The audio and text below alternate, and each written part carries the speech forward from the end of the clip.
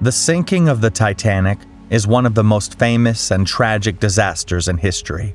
After striking an iceberg on her maiden voyage from Southampton, England to New York City on April 15, 1912, the ship began to sink by the bow and sent out a desperate distress signal to nearby vessels. 58 nautical miles away, the RMS Carpathia received the call and immediately raced towards Titanic's coordinates. Despite the icy conditions, she arrived in time to rescue 705 survivors adrift in 13 lifeboats. The coordinates transmitted by Titanic were crucial in locating survivors and later recovering 328 bodies drifting in the open ocean.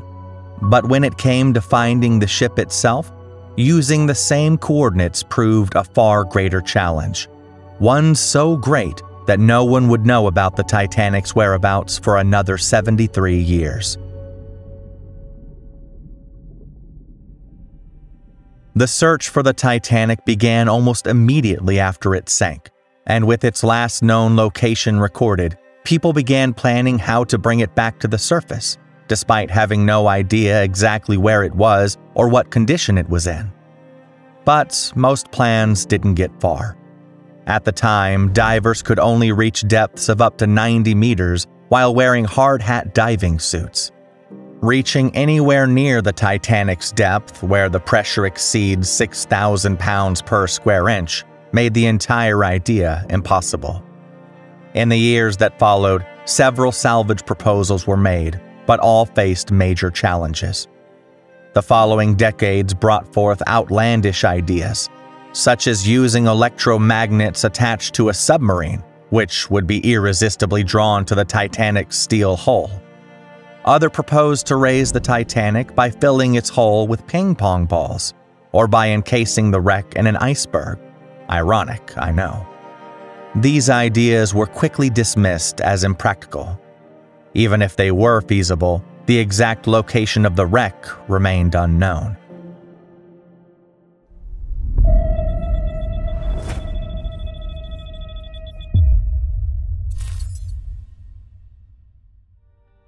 More than 4 decades later, with major technological advancements such as the development of submarines and sonar, the quest to locate the Titanic wreck was reignited. In 1953, Rizdon Beasley, founder of a marine salvage company, led an expedition to find the ship. He began by dropping dynamite, which would explode and generate sound waves or echoes. These echoes could then be detected by sonar equipment, with the hope of mapping the ocean floor and pinpointing the wreck's location. While innovative at the time, this approach proved too rudimentary to be successful. In 1977, 25 years later after Beasley's failed expedition, Robert Ballard, a marine geologist from the Woods Hole Oceanographic Institution who had been long interested in finding the Titanic, decided to take on the challenge of finding the wreck. After forming a company, Seasonics International, with backers who supported his vision, Ballard launched his first attempt.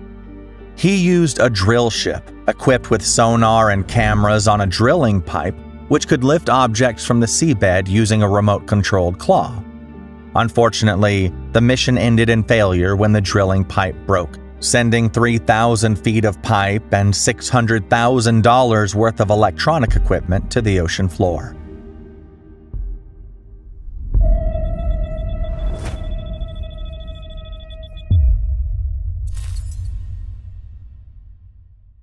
A few years later, Texas native Jack Grimm, an eccentric oil tycoon, decided to try his luck in finding the Titanic. Grimm was undoubtedly one of the most eccentric figures in the quest to locate the lost ship. A self-made billionaire, he had previously funded searches for Noah's Ark, the Loch Ness Monster, and even Bigfoot.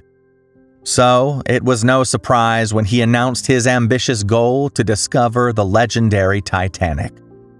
Driven and determined to find the wreck, Grimm secured sponsorship from friends he played poker with. He also obtained scientific support from Columbia University by donating $330,000 to purchase a wide-sweep sonar in exchange for 5 years of access to the equipment and the support of technicians. Known for his colorful personality, Grimm shocked his team of scientists by bringing aboard a monkey named Titan, who was supposedly trained to point at a spot on a map where the Titanic was believed to be located. The scientists were less than amused and issued Grimm an ultimatum: it's either the monkey or us. Grimm was initially reluctant to part ways with Titan, but eventually relented, allowing the mission to continue with the scientific team fully intact. On July 17, 1980, Grimm and his team set out from Port Everglades, Florida, towards Titanic's last known location. These are the exact coordinates of Titanic's last SOS message, which were sent out before it sank at 2:20 a.m. Even with these coordinates, Grimm and his team had to drastically expand the search area. The distress call occurred 2 hours before the ship fully submerged, meaning the Titanic could have drifted during that time, pushed further by powerful ocean currents. In fact, the night Titanic sank, ocean currents were moving southward in that part of the North Atlantic. The iceberg that struck the ship had also been carried southward by the Labrador Current, originating from Greenland years earlier. As a result, locating the wreck would prove to be a much more complex challenge, requiring a wider search area than initially anticipated. Grimm and his team started their search by lowering a side-looking sonar attached to a cable into the ocean. This sonar was designed to be towed along the seabed, emitting acoustic pings to both sides to quickly map large areas while identifying any unusual shapes or irregularities. When an anomaly was detected, an onboard magnetometer was used to determine whether it was metallic, indicating a man-made object, or simply a natural feature of the ocean floor. To ensure precise tracking, transponders were deployed to monitor the sonar's movement, allowing them to mark areas of interest with accurate coordinates. Despite an extensive search, Grimm's 1980 expedition to find the Titanic faced major setbacks. Nearly 3 weeks of searching in constant bad weather during July and August yielded no results. In total, the team managed to scan around 500 square miles and identified several potential targets, but none proved to be the wreck. As the search continued without success, Grimm and his team began to question the accuracy of the Titanic's last reported coordinates. They examined the events following the disaster, particularly the location where the survivors had been rescued, several miles east of Titanic's distress call coordinates. This discrepancy led to a theory that the ship's reported position might have been incorrect, raising the question of whether the Carpathia stumbled upon the lifeboats more by chance than by intentionally navigating toward them.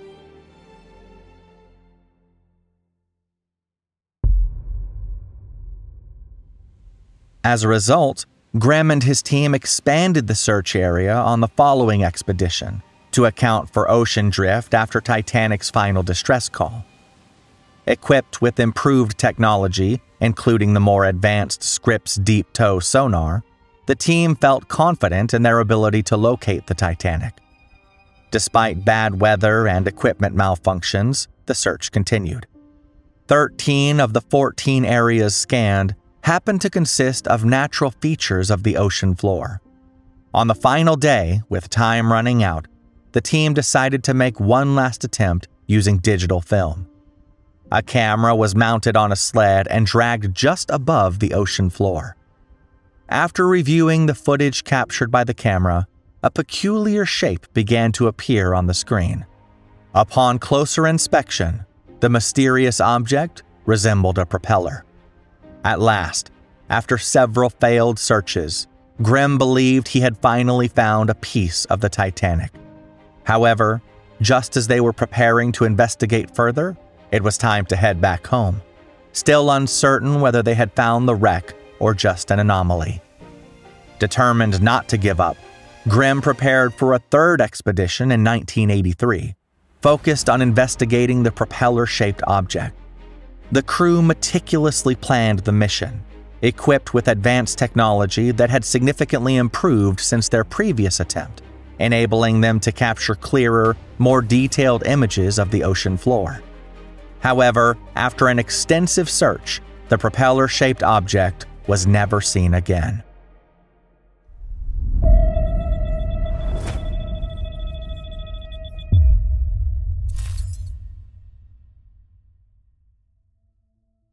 "70 years had passed since the sinking of the Titanic, and the wreck had yet to be found.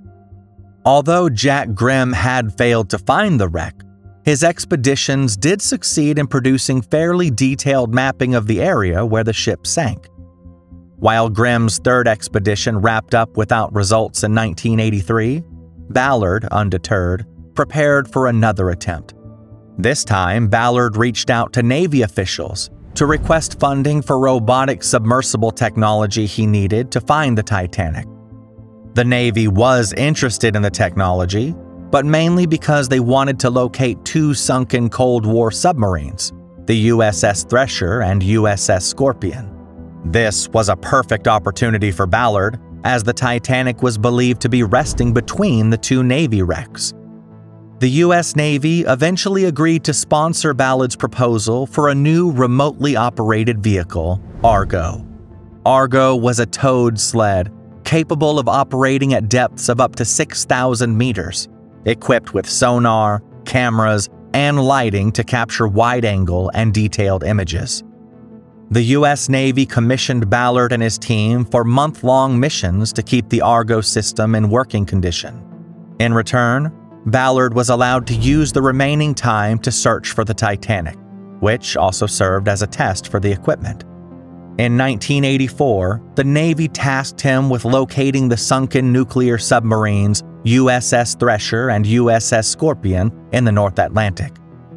His team not only found the wrecks, but also made an important discovery that could potentially help them find the Titanic.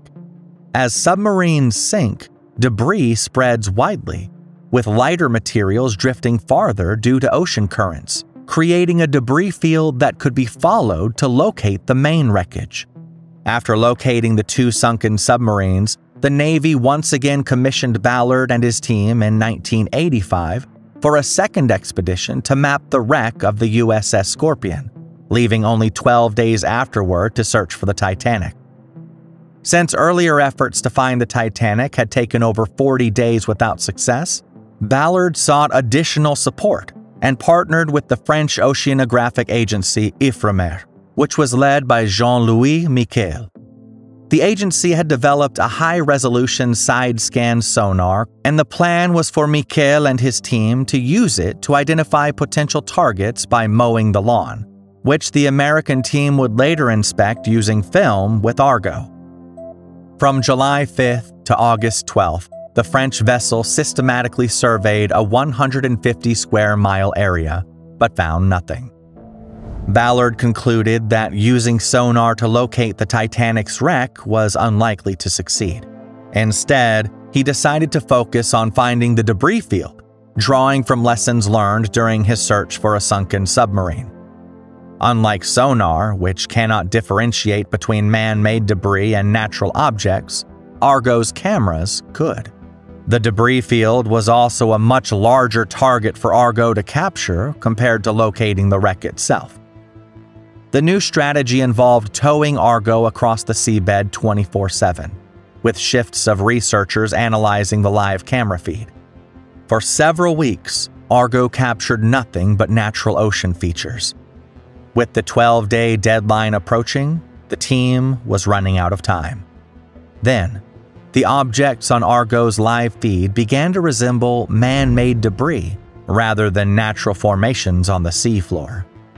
As Argo continued along the debris trail, a larger object appeared. The team instantly recognized its shape. It matched photographs of the ship the team had studied before. Argo had just passed over one of Titanic's boilers. On September 1st, 1985, after 73 years of searching, the Titanic's wreck was finally discovered. Its exact location was about 15 miles away from where Titanic's distress call was made before it sank.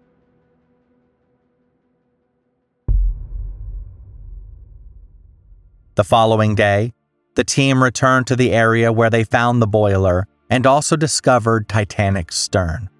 About 2,000 feet away, the team also found the bow of the ship, confirming the theory stated by eyewitnesses that the Titanic split in two before sinking. The footage showed the ship's bow intact, with the name Titanic still barely visible on the hull.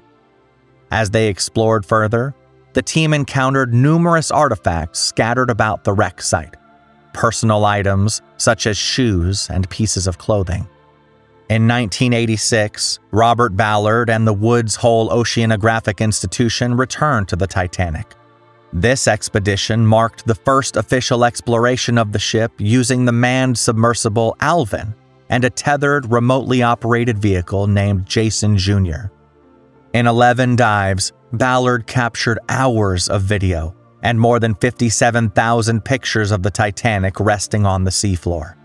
During some dives, Jason Jr. was deployed for close-up inspections, including a memorable moment when it was piloted into the grand staircase where a crystal chandelier still hung on the sea deck.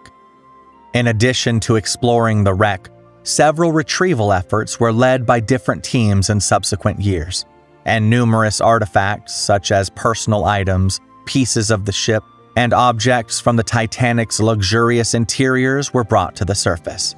These artifacts were displayed in various exhibitions around the world, bringing public attention to the Titanic's tragic story.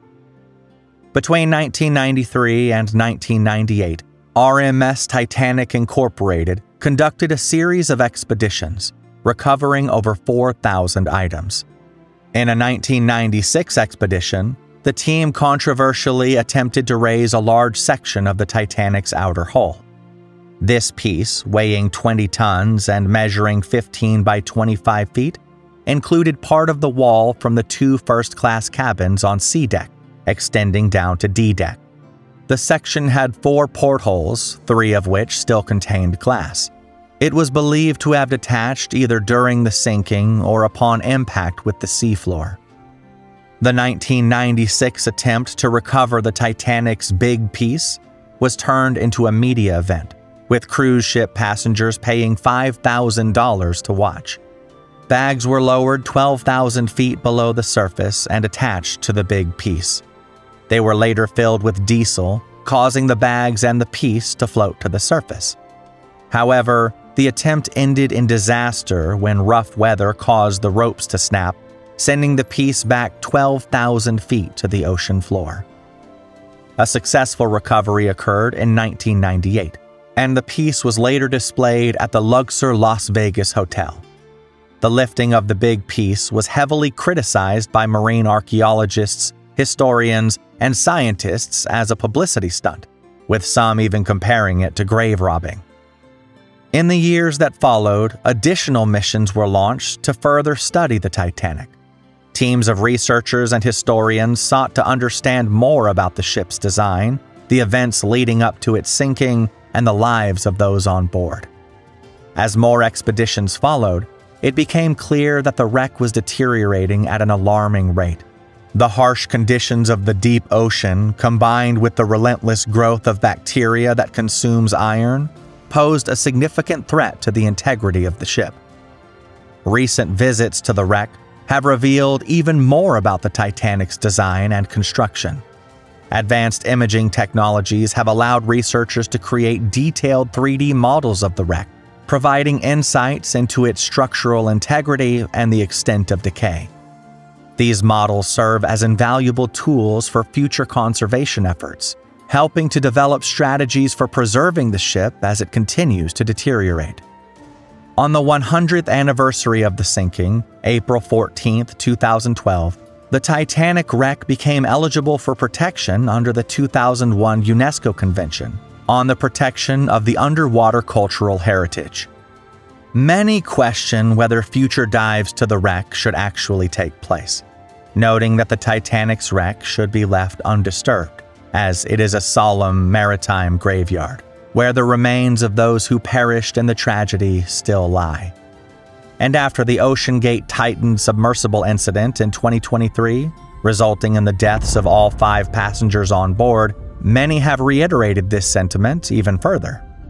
For many, the long search for the Titanic brings to mind the ongoing mystery of Malaysia Airlines Flight MH370, often referred to as the modern-day Titanic. In our latest videos, we delve into the theories, search efforts, and the reasons why it still hasn't been found 11 years after it disappeared. As always, thanks a lot for watching, and we'll see you in the next video.